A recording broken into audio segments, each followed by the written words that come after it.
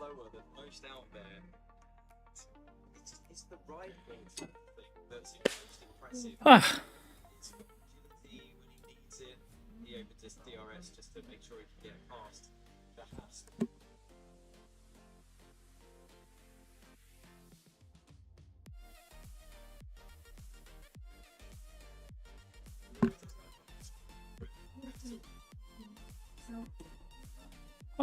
Welcome everyone.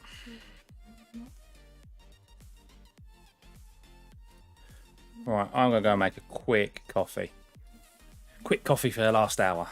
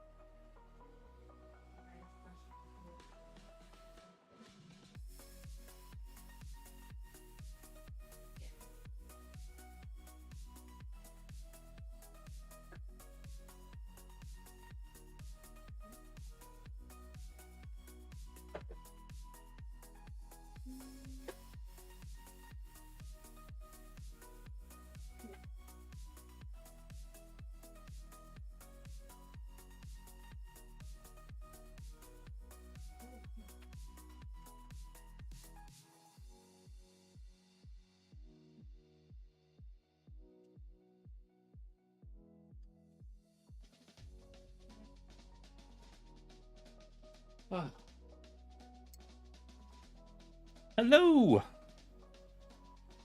Welcome everyone.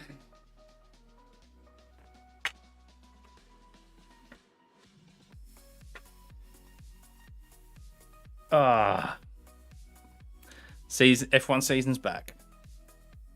Although not big quite just yet.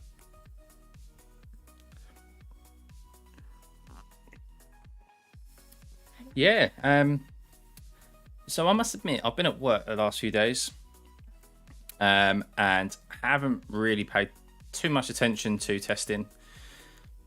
Kind of making sure that people, the teams that I like, are doing decent runs and stuff.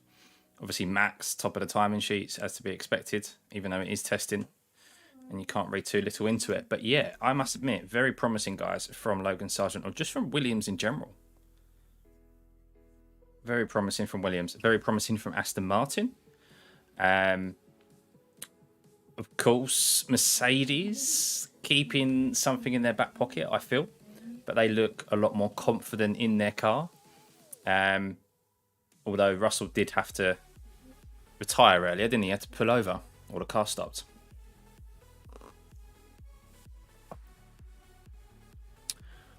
But yeah, it's been an interesting couple of days. Hey, Papa, welcome, buddy. Hey, morning. How's it going, mate? I was making a coffee.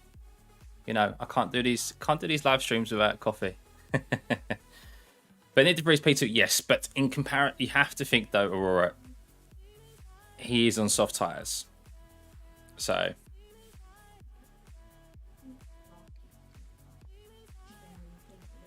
But I need to sort out so I've got a new rig now. As you can see, probably the camera angle's a little bit more pointed down. So I'm having to figure out, where do I put my mobile? That's not quite going to work, is it?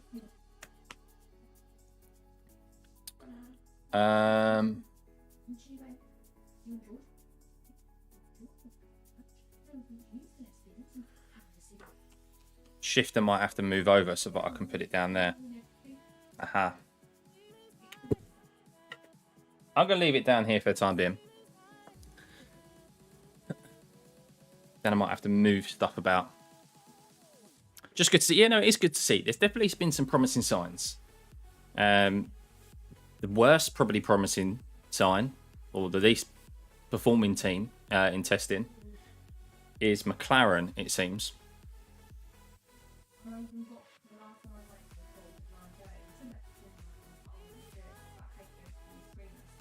Oh. What are they talking about? Oh, they're talking about, yeah, the evolution. Not the revolution, the evolution of the teams. Yeah. Why is my chat box not working? Because I've got it blanked out. That'd be why, wouldn't it?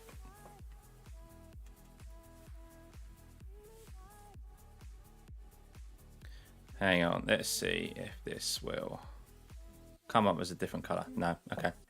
As Ferrari fan, hopefully this season is better than the last because I can't take any more pain. Yes. Well, I think they're ones to definitely watch out for this year. I mean, they were last year, but they've definitely made some changes aerodynamically. So that a big issue that they had last year was, one, reliability, but two, their tyres fell off very quickly. They were great over a single lap pace, hence with the amount of pole positions Leclerc got. But when it came to race day, they just shredded their tyres over a race distance. So I think that you can definitely see that there's been some aerodynamic changes, and I'm assuming that's to address that.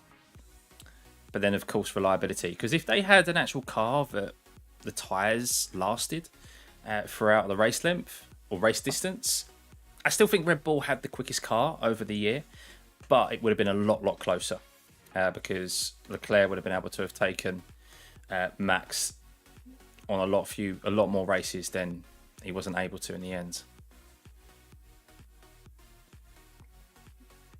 But yeah, this time next week, we'll be sitting down for the first practice session, or no, second practice session, but it'll be practice day, won't it, for the first race of the year.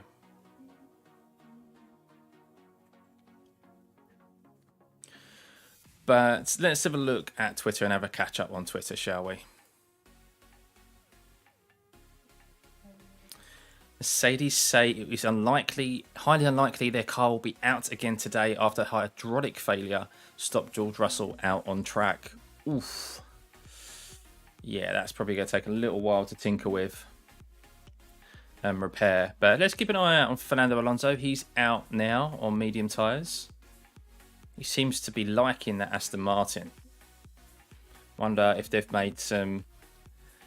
I wonder if they're going to be dark horses this year.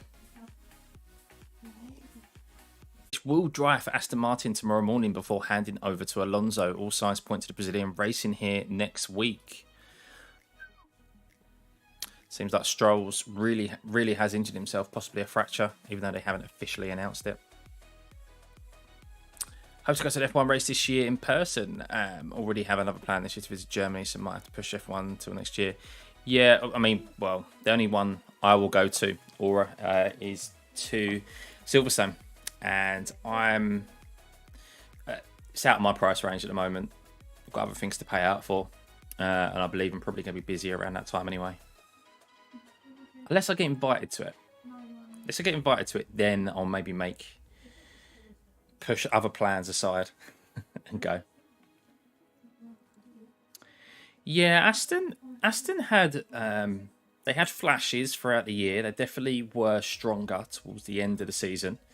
I think obviously Stroll getting tangled up in some crashes didn't help kind of show that performance gains that they've made.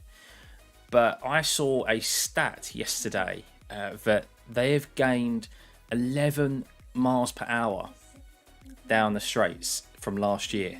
11 miles per hour. That's impressive. Very, very impressive. So the most of any team. I think the other team, I mean, there's a lot of great... Testing is really for... Testing obviously is for the F1 fans, of course, but it's more for the F1 geeks, the ones who want to analyze the data, the ones who really want to break it down, because you can't just look at the times and just go, oh, well, Max is fastest, which means he's got the fastest car. I mean, it's quite highly likely that he has because he's in the Red Bull, but Nick De Vries in second position and Fernando in third, while you've got two Mercedes at the bottom and the Ferrari sitting midfield, isn't very relative. It's all about them testing not only for next race but for the whole year ahead. So yeah, there's some great Twitter pages who analyze the data and really break it down well. And let me just get a couple of them. I do follow a number of them. You've got, of course, Break F1. He is a former Red Bull engineer, really knowledgeable. And then you've got the likes of... Where are they? I'm trying to find where he is. Literally, like, calls himself F1 Analysis, something like that. He's not showing up on my feed. But yeah, you get the gist. Really like Stroll's a person, he just needs to clean up his driving. Yeah. Yeah, he's so Fernando in with a 32.2 on fresh medium tyres.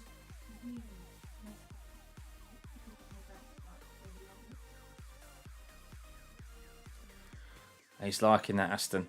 He is liking that Aston. Let's go on board to see if he's able to improve. It's not really showing sector times.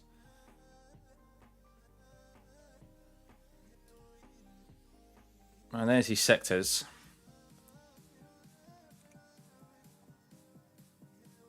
But he's coming up to a bit of traffic now anyway. Oh dear. Why has it flipped the map?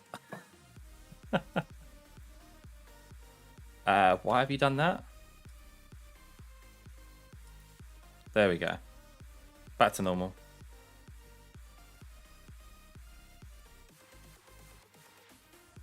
So he's backed off. I'm trying to get off of this, please. Where's going? There we go. That's just good old green.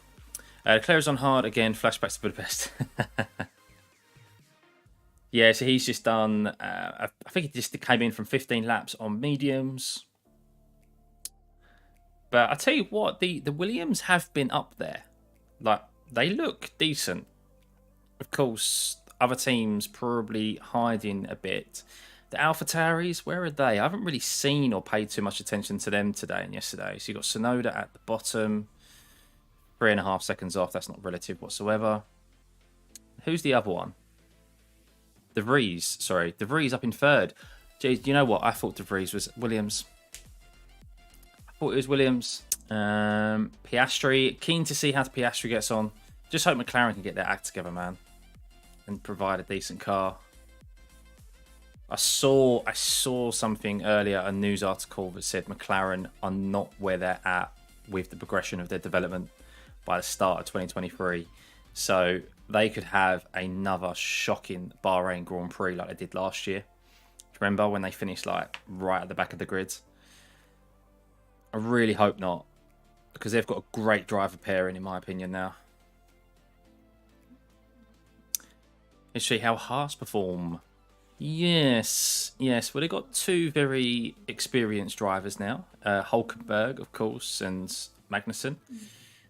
Apparently, they're now able to operate at the top end of the cost cap, whereas they wasn't able to the last couple of years, or last year in particular.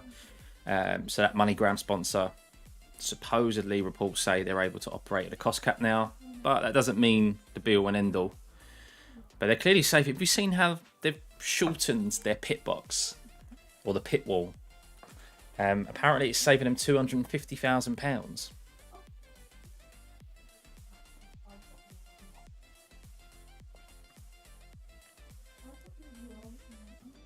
But none of the cars are porpoising anymore, are they? None of the cars are porpoising. They're all pretty solid now. I think they've all gained an understanding of the porpoising. The ride height regulation this year of the minimum ride height to kind of limit that. Any bouncing that you do see is really pretty much due to the bumps at Bahrain. It is quite a bumpy circuit. Exactly, all right, exactly. That's what I need to do. But interesting to see what Piastri is able to do on his runs. Whether he does any consistent lap times. Gasly as well. I haven't really paid too much attention to Gasly. He's on a set of hard tyres. And then we've got Zhou now out on soft tyres. So let's see how that Alpha, where can that get? So in comparison, let's see. Of course, you don't know fuel loads, but this is all fun and games. Let's see where he gets in comparison to the Vries time. Not really a McLaren fan per se, but I like them, and they were a huge letdown last year. Yeah, I mean, I am a McLaren fan. I'm not a fan of their livery. I don't like the papaya, but yeah, I'm a big fan of McLaren. Always have been growing up. So it'd be good to see them make their way towards the front of the grid again and maybe fight for some podiums. But yeah, we'll see.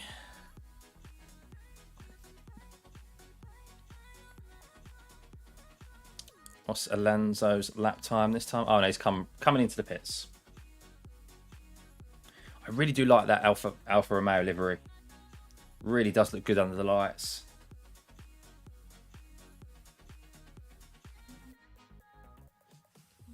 Oh, bit of a wiggle. Bit of a wiggle from Zhou. Here he goes, coming round the last corner. So this is his first timed lap on the set of softs. Looks like he was pushing.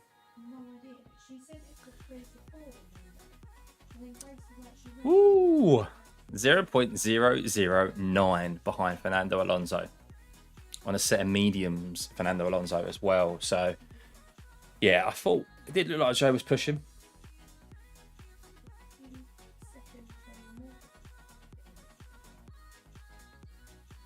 The Vries out now on a set of mediums, doing some long runs. So let's see if there's any updates. Any updates happening on Twitter that will enlighten us all. Just going to F1 2020, but like Charles, Lando, and Max. Bit of a weird combo, but my favourite number 2. Do you know what? This is the great thing, Aurora, about F1. Contrary to what people think, it isn't like football. It's not like any other team sport in the world. People can have more than one allegiance to a team and to a driver.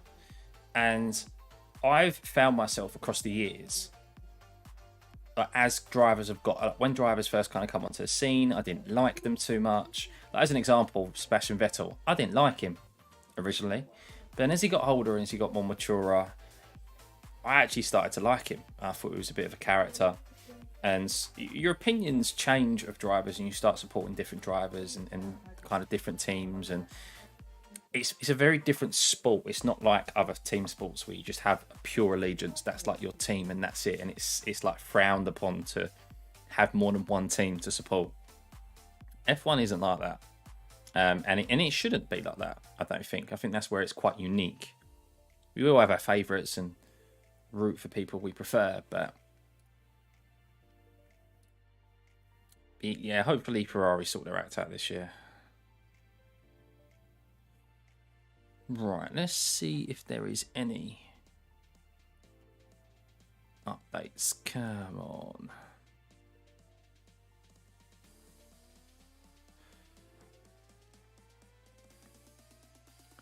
Just trying to find any data analysis. Brakes really good, to be fair.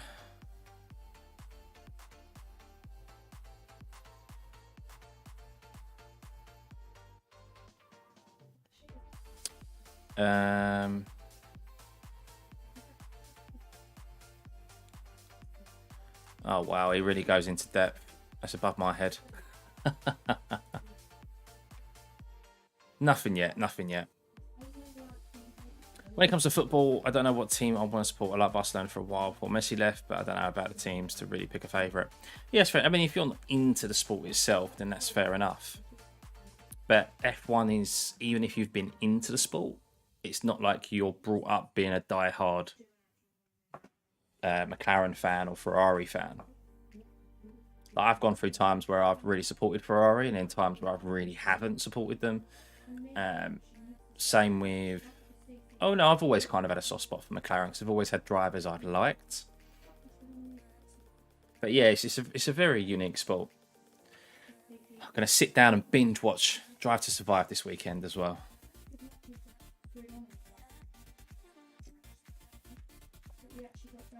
(2019 to 2022), yeah. Well, they've just... Well, I say they've just announced. I read the other day that they have now changed their head of strategy. So, that bodes well for Ferrari because they made so many fuck-ups last year.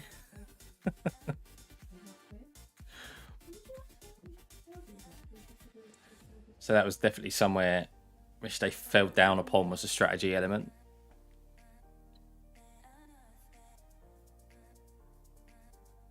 That start-finish straight is so bumpy. You see them on camera just going up and down, up and down, up and down. Hey, Nathan. Ah, oh, brilliant, man. Yeah, VR is great. Such a great experience. Really immersive.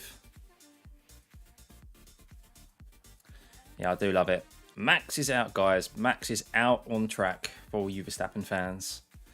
There he is on a set of mediums. Not done any soft running yet, I don't think. The Red Bull. None of the top teams have done any soft running yet, I don't think. Trying to keep that any pace advantage that they may have, keeping it under their hats. Not wanting to show all their cards this year, just yet. Who's winning the championship this year, in my opinion?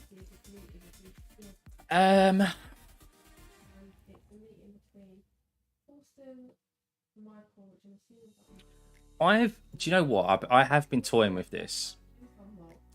I've just got a sneaky feeling it's Ferrari's year. I really do. And I really do think Leclerc is going to have learned from his mistakes last year. And I think the team as a whole. And I think they're going to have the car. And I think Leclerc is probably... The easy option is to say either Max or Lewis. But I do think... The reason I'm not saying Lewis as much as I want him to, I think Lewis just has... That Mercedes is still just so much of an unknown. They have a lot of grounds to make up on particularly the Red Bull. Max is still the man to beat, quite clearly. The second half of the year is going to be interesting with Red Bull, with that, obviously, penalty, the cost cap penalty, where not being able to do any more aero development or a lack of it. Is that going to affect them? The thing is that they already have a very good base to work from anyway, because they were quite clearly the quickest car last year, and there's not too many... It's more of an evolution of the regulations from last year rather than a brand new design. There was no drastic regulation changes from last year to this year. So the Red Bull is still very much the car to beat, and it's for everyone to play catch up. But I just got I just got a feeling with Ferrari. You had this feeling last year too, Edward. Well, in fairness, they did have a car to start off with, but it got found out they just didn't make the upgrades to cope and alter the difficulties that they had with the tyres. They just shredded their tyres. So when it came to race day, I mean, qualifying, they were great. That's why Leclerc had so many pole positions and why they was quick over a single lap. But when it came to race day, they were just left wanting. And Leclerc was pushing. I think a lot of the mistakes Leclerc made was due to him pushing too hard, trying to make up for these things that he knows they were lacking. And of course, the strategy as well. He was trying to make up time on track to kind of accommodate potential and known mistakes that were going to happen in the pit box. And that's why he overdrove. And this year, I just think there's a different harmony in the team. They had to change Bonotto. They got a new head of strategy. They seem to have made changes to the car.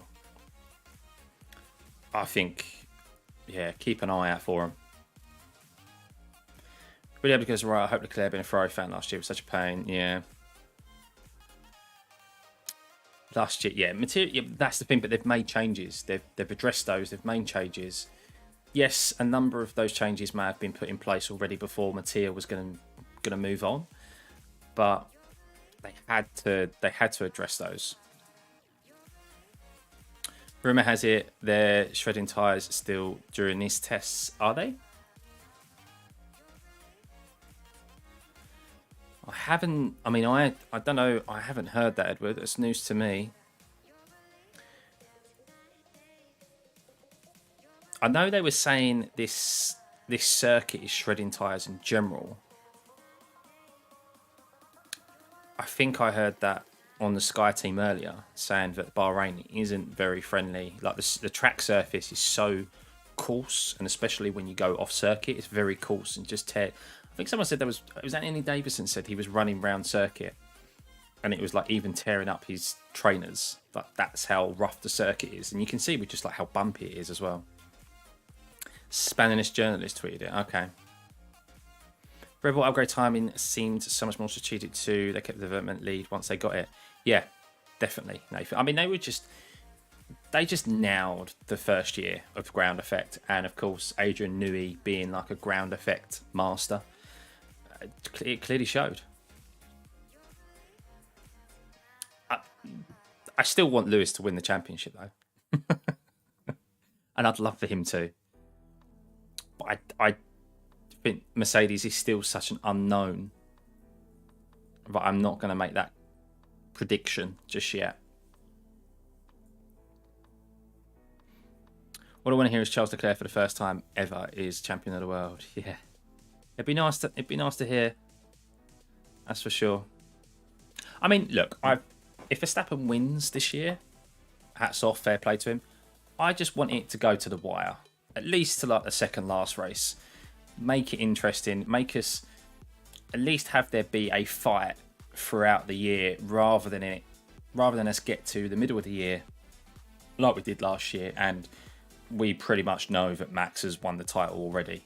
I think when it came to the summer break, he could have not raced in the next 6 races, and he still would have had a lead. Something along those lines. Like it was ridiculous. Something along those lines. So.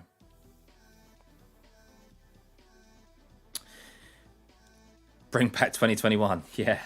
Well, I mean, we were spoiled with 2021 because we haven't seen a season like that in God knows how long. My ideal scenario would be for more than 2 drivers to be fighting for the championship, for it to go to the end of the season, to go to like the last race of the year, and have a 3-way constructors title fight as well. Like so, on 2 fronts, we've got a 3-way title fight, or a multiple title fight, or multiple person title fight, and then multiple team title fight. That'd be brilliant, absolutely brilliant. And here's hoping this year is that year. Yeah, 2021 was absolutely epic. Right, so we have Joe back out on a fresh set of softs. I think he's about to do his time lap now as he crosses the line. Yeah, top of the timing sheets. You see it there first, guys. Joe is your quickest driver. That's it. Guan Yu Zhou, F1 2023 World Champion, guys. Stop the count. Stop the count.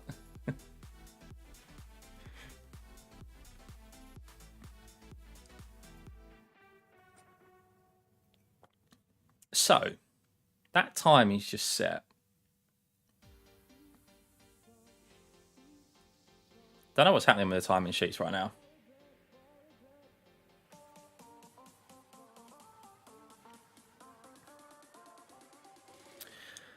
Not Hamilton, Vincent, but George Russell, your favourite now. Hamilton is too opinionated for your reasons. Yeah, I mean, I can maybe see that. I just think, like, regardless of what he does off track and what his opinions are, you can't deny that he's an amazing driver and a talented driver. And even with, like, all of his distractions, you can call them distractions off track, where he's flying to events and things like this and doing other things outside of F1. He still turns up at a race weekend, and if you put the car in his hands, he'll perform and he'll be at the front of the grid. And that just shows how talented and how quick he is. And the best people in sports are able to do that. Of course it is Aurora. So does Joe come straight in, or does he do a second time lap?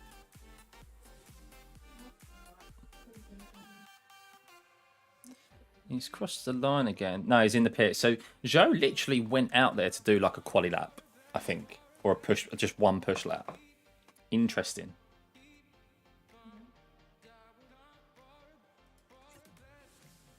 Yeah, there's no doubt that Leclerc is a talented and massively quick driver.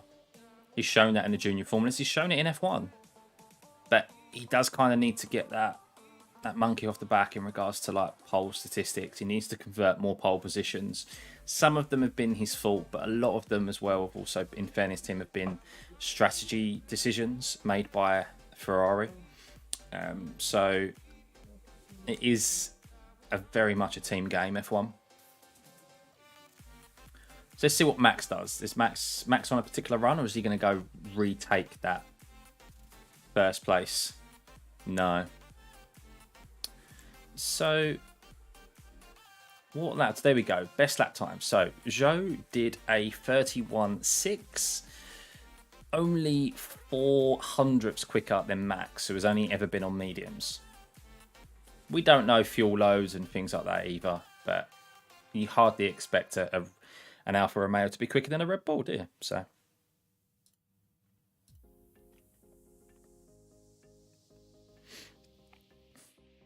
How's Piastri getting on? So Piastri's now on a set of hard tyres. So we're seeing a bit more hard running this evening in Bahrain.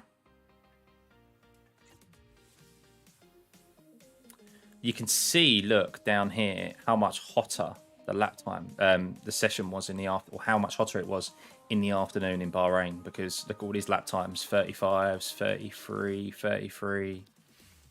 Obviously Russell's had an issue this evening, but you can see like 2 seconds a lap quicker pretty much it is in the evening sessions than it is in the afternoon, just because of track temp.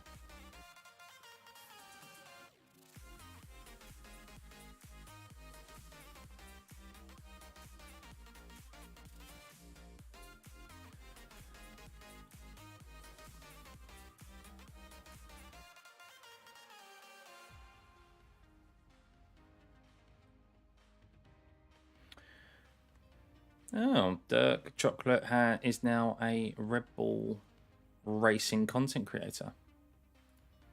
Congratulations to him.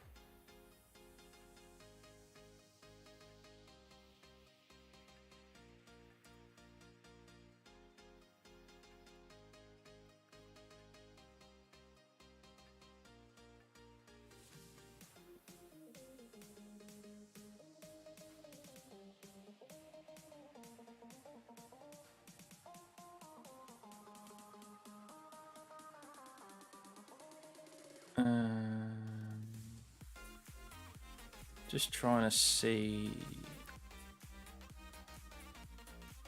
Oh, I'm trying not to compare times there. I'm just trying to. There we go. That's better.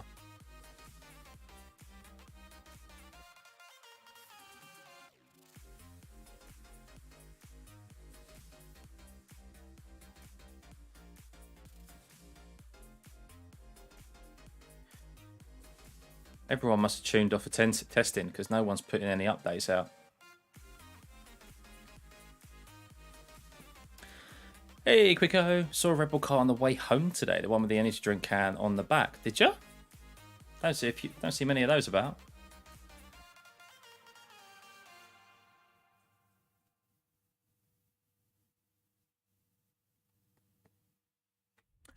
So, should we have a look? I want to see fastest times. Well, not times. I want to see. How did we get onto it last time? Let me just see if Max goes and sets a quicker lap time this time around. What's he done? 37.5. So let's just go to the leaderboard and let's have a look and see if we can have a look at.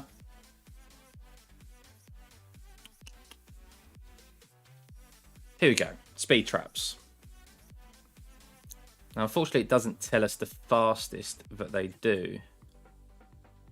But you can see Alonso last time around down the main straight was 221 miles per hour. Or kilometers an hour. Segments. Oh, God. What am I looking at here? Obviously, quicker segments. Ah, this is through the driver tracker where you've got the different segments.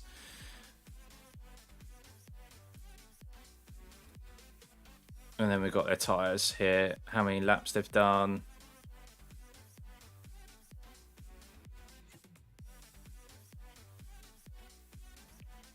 $152 laps today, Logan Sargent's done. That is a lot of laps, guys. That is a lot of laps. Let's go back to the driver tracker. Yeah, I'm good, Quicko. I'm good. End of the week. Got an assignment done and dusted today for uni. So that's like a weight off your mind. Am I enjoying the new rig? Yes, I am. I am enjoying it. I haven't spent too much time in it. I'm yet to complete a full race in the new rig. I did one race at Monza, which didn't go well. And then I've done a couple of races at Magny Cours this week, and I just have not got on with that circuit whatsoever. I'm also tinkering with my brake pedal. Now my feet are more, because my legs more perpendicular and my foot is perpendicular. But basically, where my foot is now in line, like the same height as the brake pedal my leg is, I'm not like pointing down. The amount of brake force that I'm putting into the pedal has increased just naturally without even thinking. So I've had to tinker around with the stiffness, and I'm still not happy with how stiff it is. I need to make it even a little bit more stiffer to try and get it to a point of where I'm not loading up the pedal and getting 100% load. So yeah, it's great though. It's great to be in this position, and yeah, I mean it's nice not to have any flex like we previously had. Not a fan of Magny Cours. No, I'm not either, to be fair. I don't know what I expected of Magny Cours. It's very different to what I remember. But yeah, I'm not a fan, especially the last chicane. It's more so the last chicane. I really don't like it. Especially with the W13, where in iRacing you literally cannot touch curbs, otherwise you just lose all traction. And in particular, they really throw you off. So yeah, bit of hit and miss this week so far. I'm looking forward to Nürburgring this next week. And then we have the first 100% races, guys, on iRacing. Our full Grand Prix length races on the run-up to the Bahrain Grand Prix. So I'm really looking forward to that. I'll be streaming those, that's for sure. But Joe is back out on another set of softs. So he's going out there and trying to set some quick lap times. So he's on his out lap at the moment. He's done a 1:31.6 last time around. Let's see if he's going to do another kind of push lap, or if he's just going to do like a short stint on the softs, because you would expect to see the softs at Bahrain next weekend. Okay, so he's just come straight in. Interesting. Wanting to test something, I'm assuming, or find something out. Probably going to buy the LMP2 and NMDH and a couple of tracks for next season. Yeah, I think we might get an LMDH car announced for this season as well. I've heard rumours beforehand. I'll show straight back out of the pits again. Interesting. Maybe a front wing flap change. Yeah, I think we'll get another LMDH car announced maybe next week on the run up to week 13. That's my hope anyway. Possibly the Porsche. Morning, Timo. How's it going, buddy? Well, afternoon for me. Yeah, it's very different to the F1 car, Quicko. Very different. The braking is just so much longer. It takes a little while to get used to. That's for sure.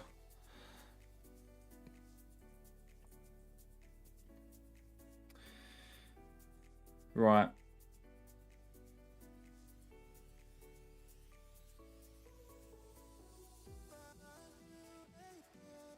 So Nick De Vries is up there. He's not doing too bad in the Alpha.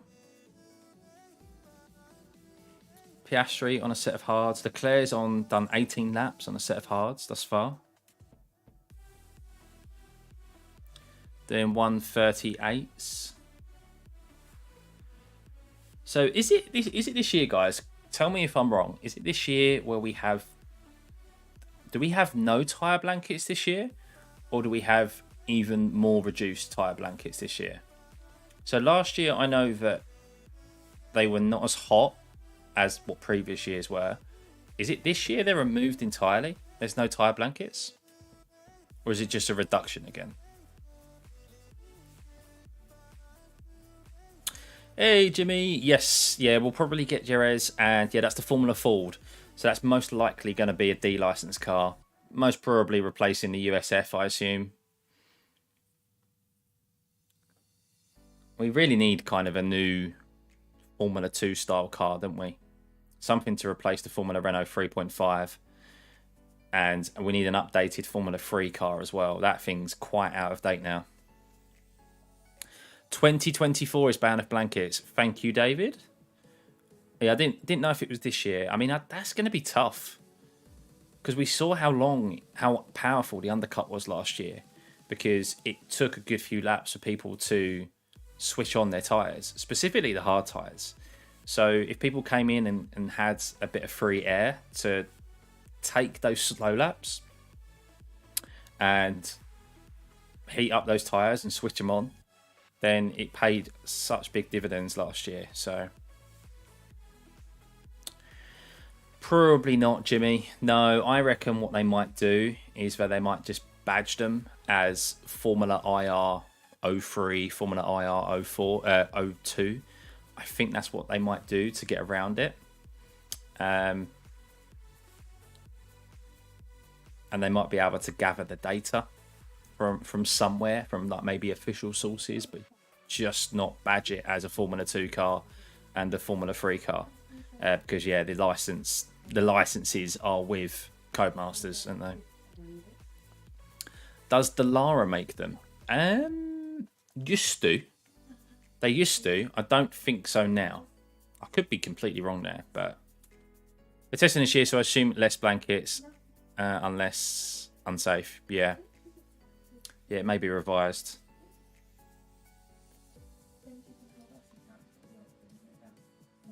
Why can't I get... I feel like testing's a bit off with this whole system at the moment. Blankets been reduced from 50 from 70. Okay. Do we have a yellow flag? Is that a test yellow flag? Or is someone actually off circuit? It doesn't seem like anyone's off circuit. It's probably a test. They do the test, don't they? The virtual safety car test at the end of the sessions.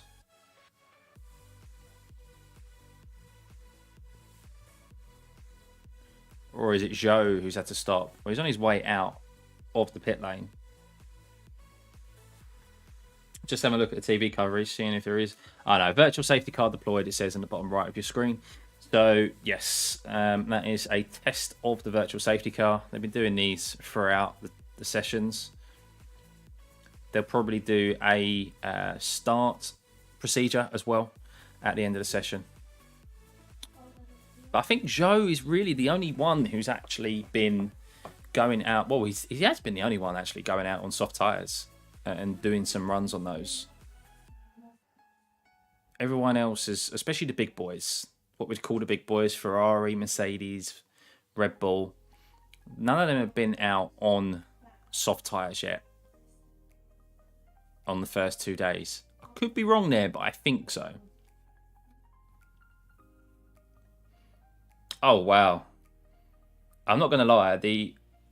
So the Aston Martin has been covered with the Illuminous aero paint. And I actually really like it on the dark body paint. That's definitely a livery they should consider for maybe Singapore. Like an Illuminous type colour.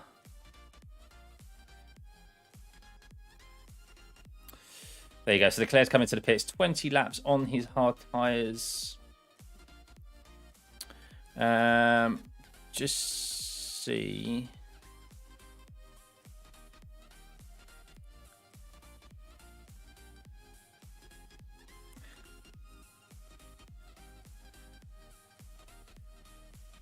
Does seem like Zhou is passed off or parked off to the side. Neil, thank you. Thank you for becoming part of the pit crew, buddy. Much appreciated. Good to see you, mate. Where did you disappear to yesterday in that Magny-Cours race? Did you not sign up for it? I swear I saw you as one of the entrants. Did you back out in the end?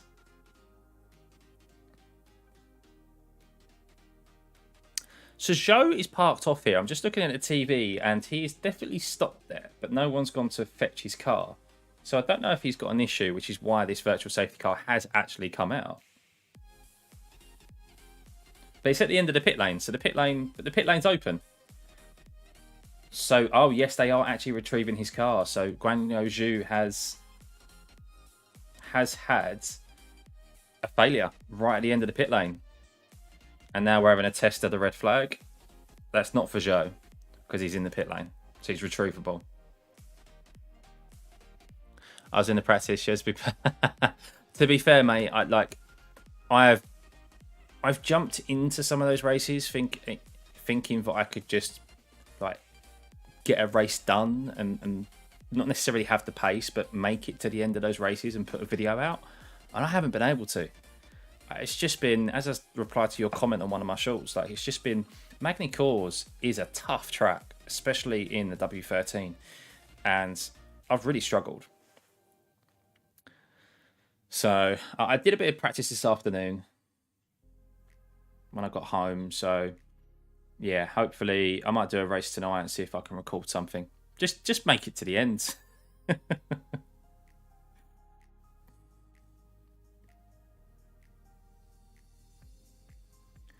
So yeah, something's happened to Zhou. He was actually coming out on medium tyres. They've recovered him, so they're now doing a red flag test. Only 10 minutes left of the session. Then only one more day. One more day, guys. So I'll have a look at Twitter, see if anyone's actually out listening to Zhou. So he pulled over to the side, was doing a launch, prepping for it. In neutral.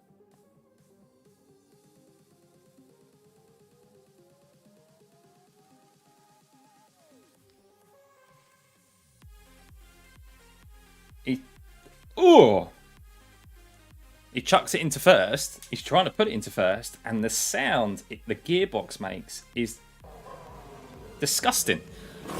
It's the only thing I can describe it. Yeesh. Papa Pingu, thank you for coming part of the pit crew, buddy. Much appreciated, man. Pit crew's getting bigger. We're getting there, guys. Really looking forward to doing these watch-alongs this year as well from the beginning. So, still got a red flag test at the moment. I don't think we've got a green flag. Or maybe we have, actually. I think we've now got a green flag. Track is now live. But there is only 9 minutes left of the session.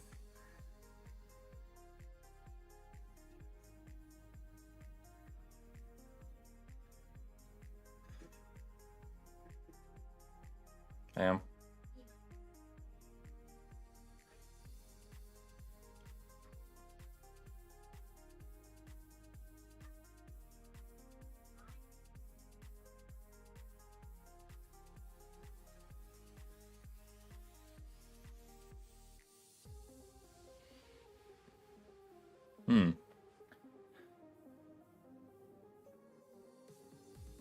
So Williams are not out anymore. And apparently it's because they were doing a test for the processes of if their ERS system fails. Because if your ERS system fails, the car can become live. And it, in essence, can just become a big live car. But if you touch, can electrocute you. So they've got that parked up at the moment. So Verstappen coming out. What tyres is he coming out on? Mediums, damn it. I was hoping he might go for a push on a push lap at the end. Glory lap on soft tyres.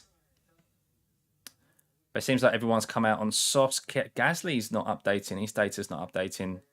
Neither is Leclerc at the moment. Come on, one of these big boys go on to softs, please. Give us a glory lap at the end of the race. Test, sorry. But yeah, as I was saying, guys, yeah, really looking forward to doing these watch-alongs. Start next weekend. Can't believe the first race is upon us, man. So should we have a quick look at the schedule for this year? Because I keep having to remind myself what the schedule is.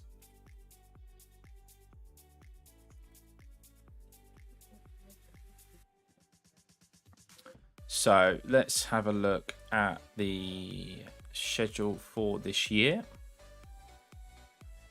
So I'm just going to bring that here, guys, so that we can see. So we have Bahrain first, which is next weekend. Then we have Saudi Arabia 2 weeks after that. Yeah, so we have a week gap. Then we have another week's gap. Then we have another week's gap. So another 2 weeks until Australia. Then this is where we get a big gap, isn't it? Yeah, look, we get like a 3-week break from Australia to Azerbaijan. I think that's because the Chinese Grand Prix was removed. So we should have had the Chinese Grand Prix in between Australia and Azerbaijan. And unfortunately, that has meant that we're going to go to having like a month's break between Australia and Azerbaijan. And then I think that's the first triple header.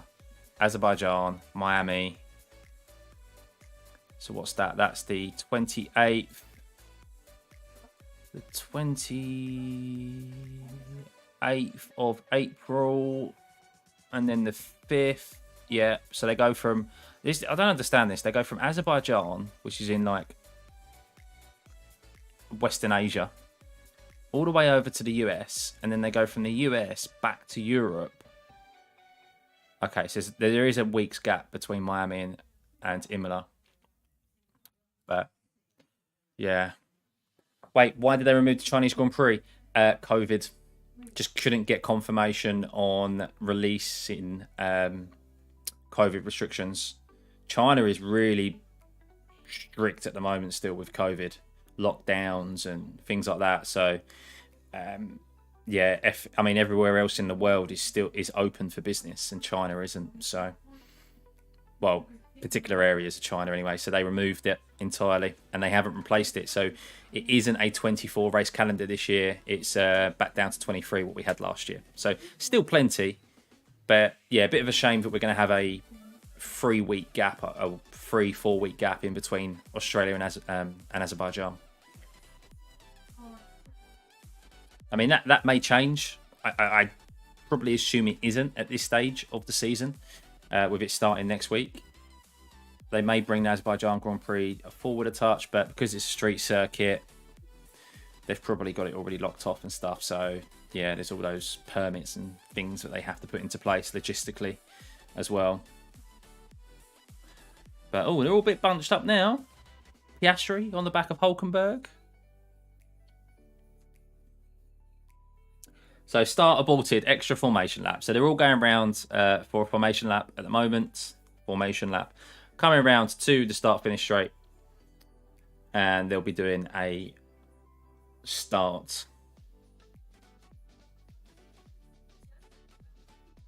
So how many cars out on track? One. So we've got Verstappen. 1, 2, 3, 4, 5, 6 cars. Only 6 cars out on track. So who have we not got? Logan Sargent. We haven't got... Oh, yeah. So we haven't got the Williams, the Mercedes, and Alonso out on there. So we've got 4 cars yet. Aston Martin, Mercedes,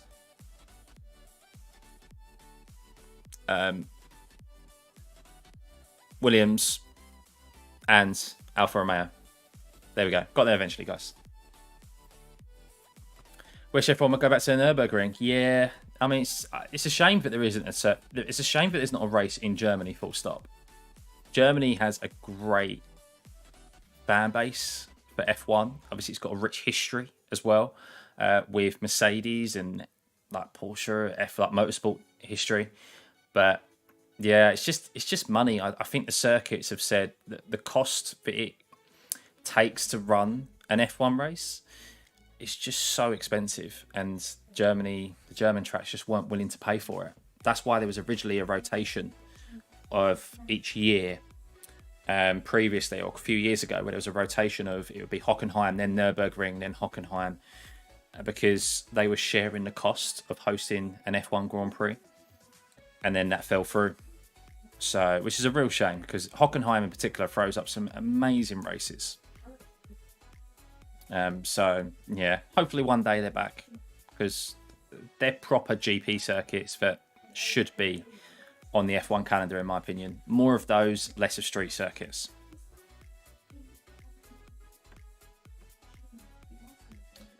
Red flag, red flag.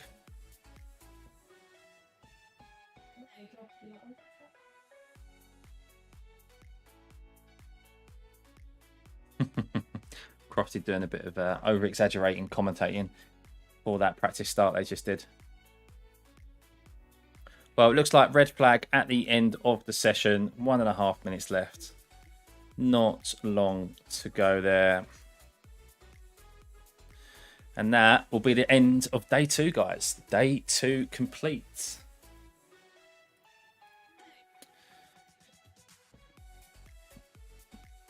Let's see. I'm trying to reload Twitter and see if there's any. So this is quite interesting. If you don't follow anyone at Missed Apex, guys, Missed Apex podcast, which I will be a part of this year, Spanners is the host.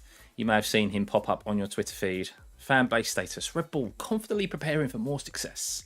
Ferrari trying to be optimistic, holding off a sense of impending doom, just like we mentioned earlier. Mercedes, blind panic and hugs. I'm still quietly confident, but still a bit of an unknown. Disappointment and hunkering down for McLaren, yes. Aston Martin, winking knowingly at passing F1 fans.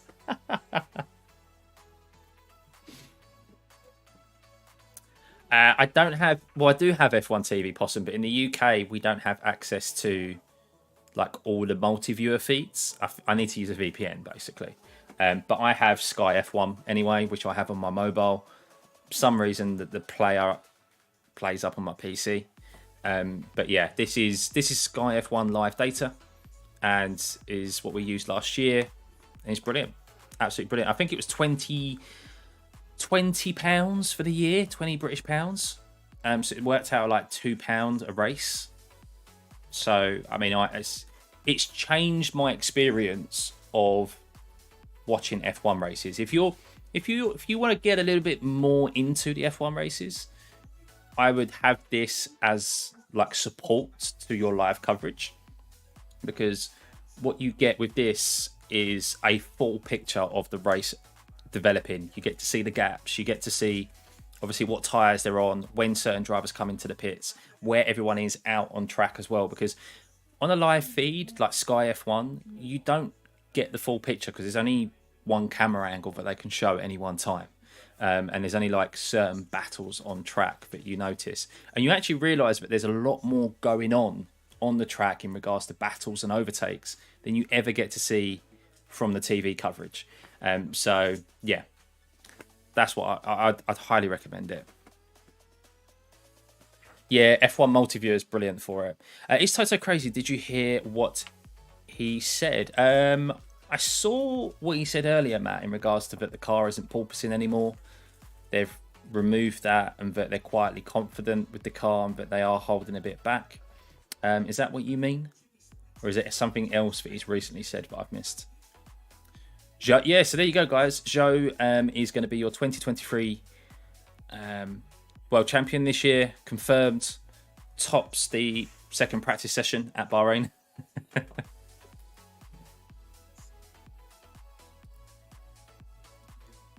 Let's have a look at Twitter, see if there's anything else that is occurring in regards to F1 at the moment.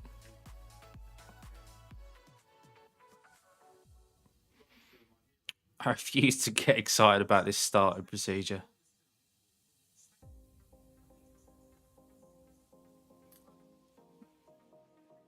There's not a lot yet.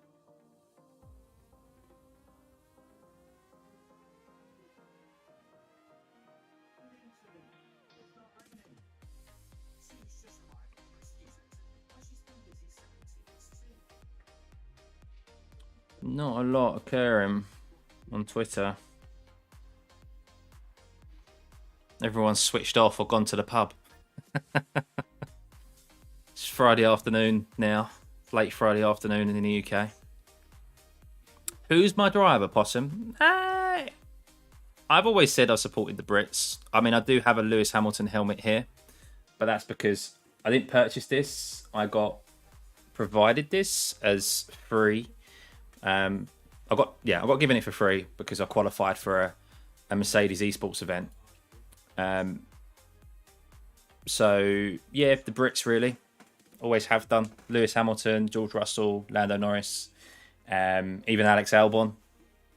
He races under the Thai flag. So, but I do like the Ferrari boys as well, Carlos Sainz and Charles Leclerc.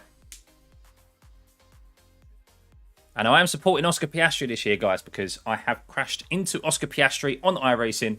So when he eventually becomes a race winner or on the podium of F1, I'll be able to say that I've crashed into a F1 race winner.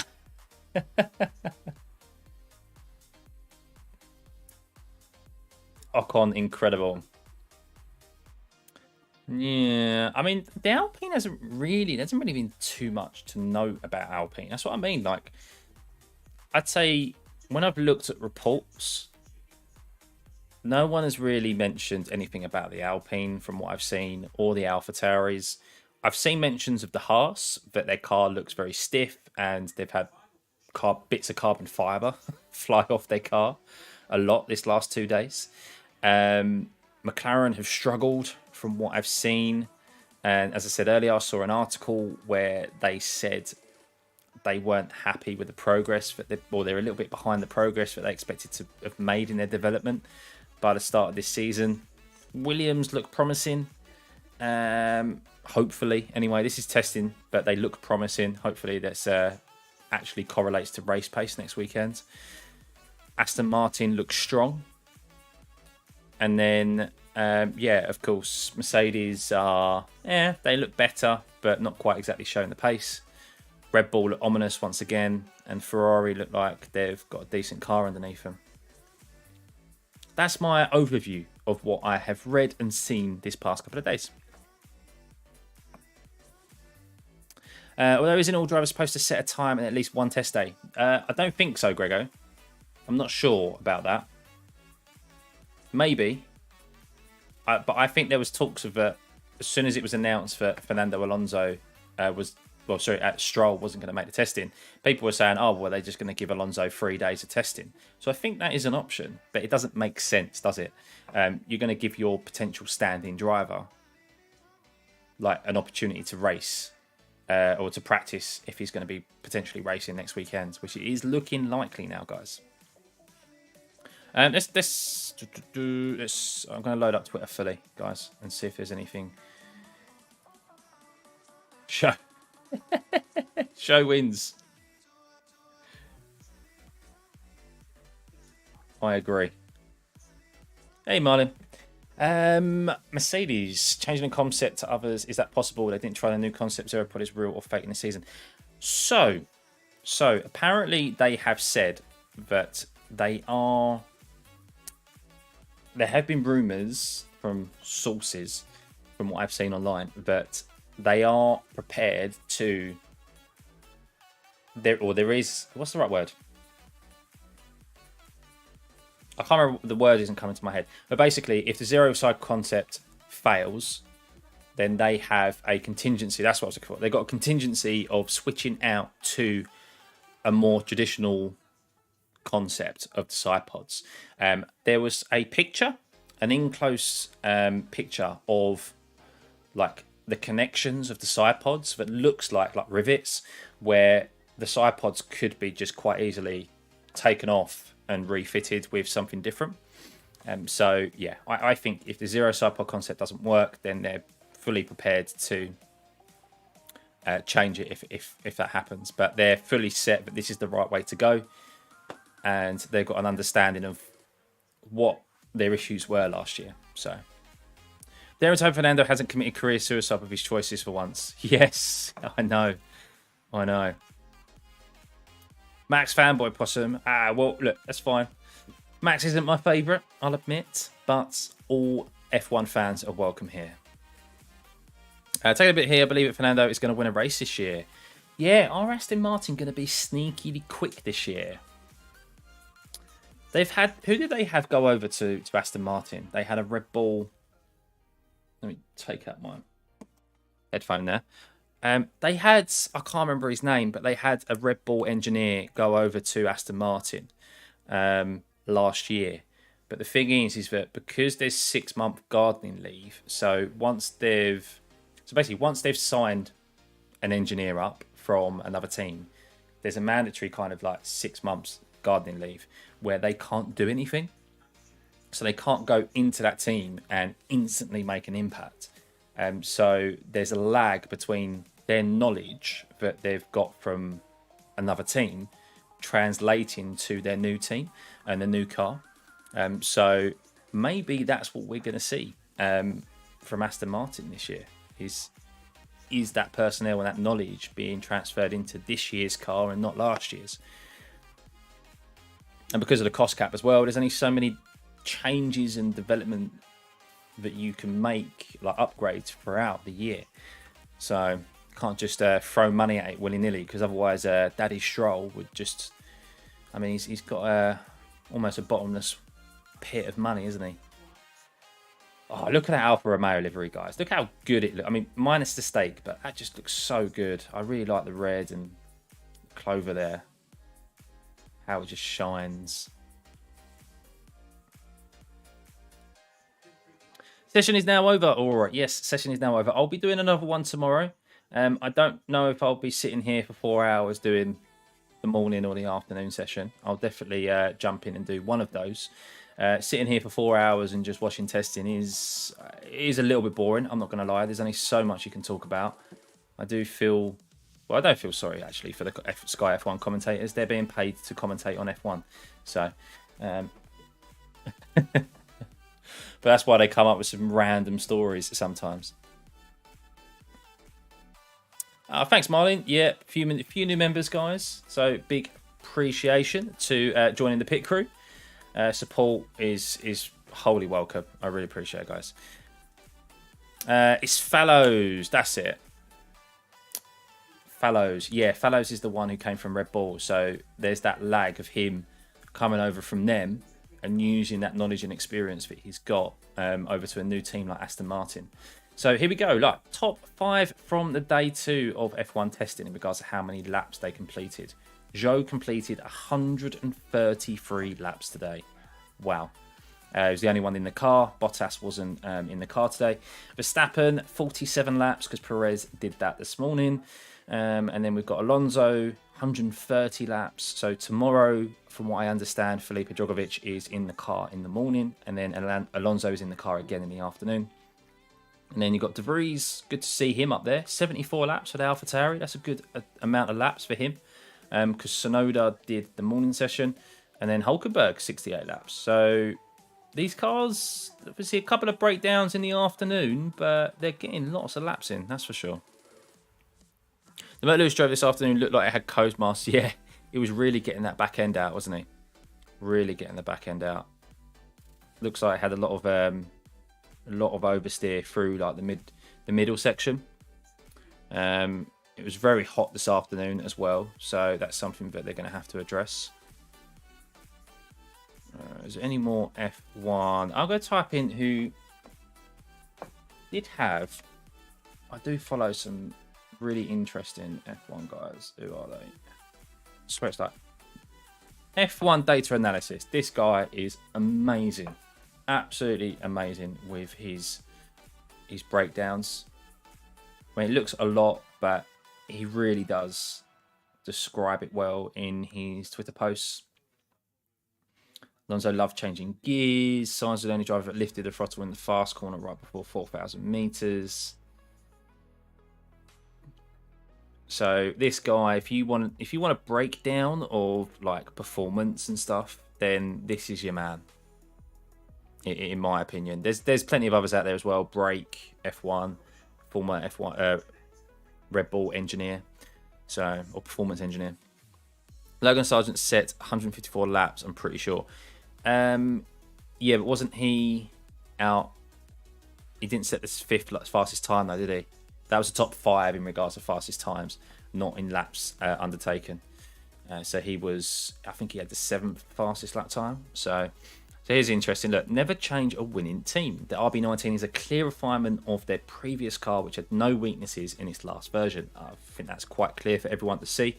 Compared to that, the already big undercut grew even more, allowing more airflow to the rear and produce downforce. A great packaging effort. Look at the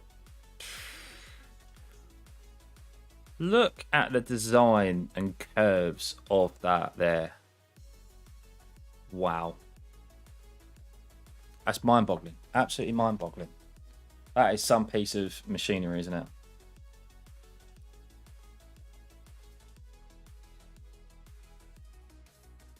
Oh, was that their airflow? The airflow viz, yes. Here you go. So this was from yesterday. Alonso's Aston was quick today. The car was excellent in the first braking zone in the twisty sections and on the last straight. The Ferrari dominated the straights, but the Red Bull was indeed down on power. Sandbag. Verstappen was fastest in only 17.9% of the lap, but he got the best time. Interesting. That's interesting. Yeah, we're not going to see any true race pace this weekend. Of course, the teams are not just preparing for next weekend's race. They're preparing for the whole season ahead. So they are trying out different setups. They may be sacrificing certain sectors here of the... They may be sacrificing certain sectors of the track here to concentrate on the middle sector where it's more tight and twisty, and they want to see how the car performs in low speed corners compared to just straight line speed, because there's multiple style tracks that we're going to this year. So that's everything that they kind of have to take into account when they're doing the testing. They have to cover, especially in 3 days. I still can't believe it's only over 3 days, but they have to cover so much ground and cover every basis in just a short amount of time and on one racetrack. So, yeah. Didn't it used to be 10 days? Yeah, so they used to go like 2 different circuits, didn't they? So I remember when they did testing at Jerez, didn't they? They did testing at Jerez, and then they went to Barcelona. And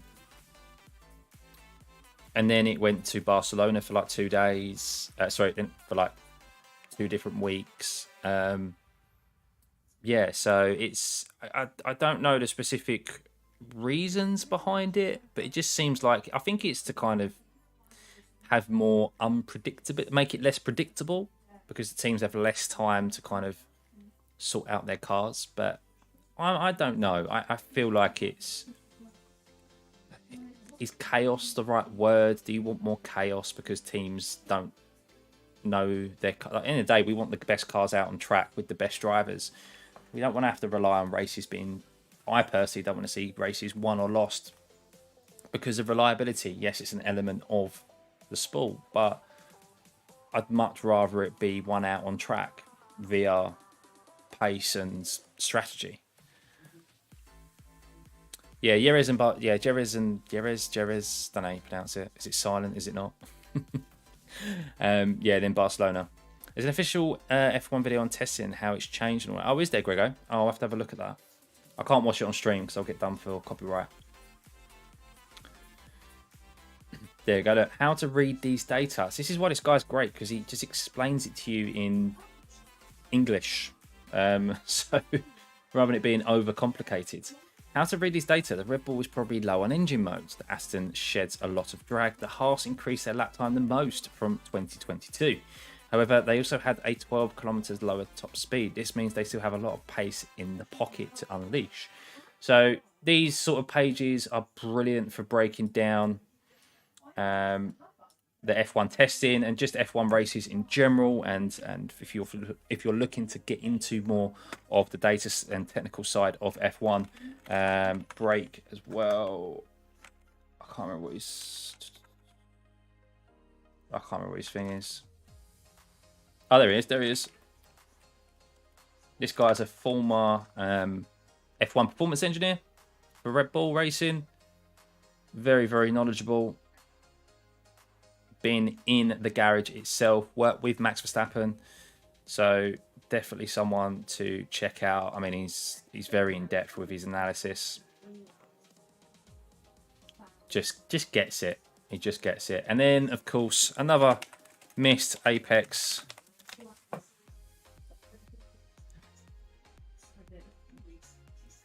Brad Philpott, always posted about F1. Loves it. Absolutely love it. Former racing driver. Doing his breakdowns from a racing driver's perspective. And a big Mercedes fan as well.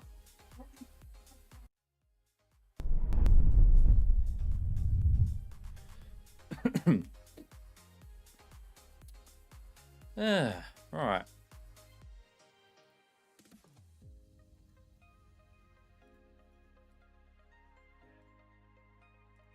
Do I think Lewis will win another championship before he retires? Whereas Grego just says there, I think if he wins one more, he will retire. I think that's his plan. I think he's when you look at him, he's super fit as well. So while he is turning 38 this year, I think. Look at Fernando Alonso. He's 41, 42 now, I think, maybe. Is he 42 or 41? Either or. And he is still like top of his game. So I think quite easily Lewis has probably got another 4 or 5 years in him. But I think if he ever gets it, that is, because it's never a given. If he gets that 8th world title, if or when he gets it, I think he will definitely retire. I think that's what he'll do, and he'll go out on top.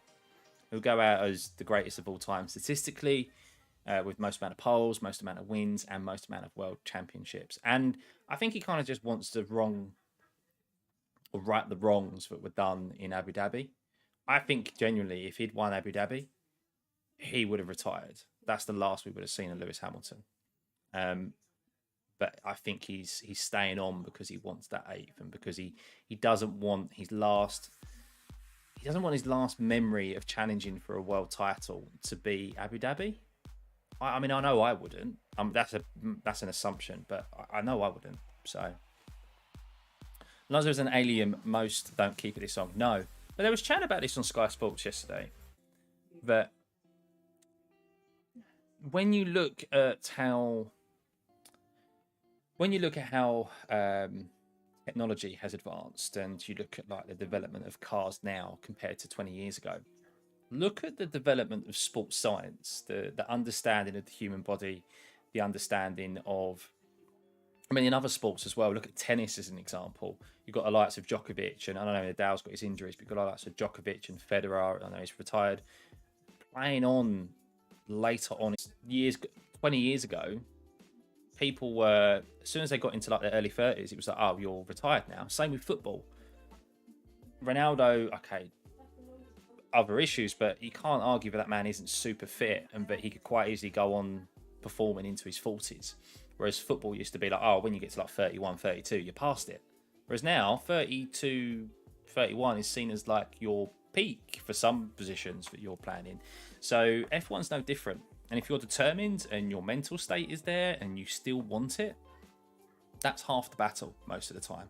And with the development of sports science, you'll see drivers going on for a lot longer in their careers. 7 championships seems to be a really strange number that can't be beat in all motorsports. 40s IndyCar has 7 champs, Schumacher 7, Lewis 7, Jimmy Johnson, NASCAR 7. Well, yeah, I think possibly. I think the reason why that is because 7 years is a long time, and people don't just win 7 world championships in a row. So there's obviously gaps in between winning those championships. Yes, if you win 7, then you'll most likely win a number in a row. So you think about it, you're only going to reach, if anyone does reach that sort of number, they're only going to do it over a span of a very long career. And that's why getting 8th is just so much harder, because obviously you're talking about more and more years. So yeah, and especially with racing, as we know, talent only takes you so far. You do need the machinery underneath you. There's plenty of drivers out there who, if they had, yes, some are better than others, but if they had the right machinery underneath them, then they'd be world champions, or they'd be race winners, have podiums and stuff. So very different to just being solely reliant on your talent and how good you are. Let's stop on our race tonight, do my tour race, and get my participation bonus. Yeah, definitely, Quicko. Why not? What a lap from Joe. Yeah, it was good. Alpha looks good. Of course, on the soft tyres, compared to everyone else who was on mediums, I think Nick De Vries was the only other one who did a time on the soft tyres. But yeah, interesting to see someone other than Max at the top of the leaderboard, isn't it? We had enough of that last year. Right, guys, I'm going to end the stream there. Thank you for checking in and stopping by for the last hour of the testing session there. I didn't think I was going to get live today, but we finished early from uni. But yeah, I'm going to be back on tomorrow, either for the morning session or the afternoon session. Probably only for a few hours, though. I'm not going to sit there and watch the 4 hours of testing, because it's not interesting enough for me. I'm not knowledgeable enough to sit there and analyze the data and break it all down for you guys. But yeah, no, I really appreciate it. Thank you for the members as well, Neil and Pingu, thank you. And yeah, I will be back tomorrow, so turn those notifications on, and yeah, I will see you then. Cheers, guys. Have a good nice night. Bye.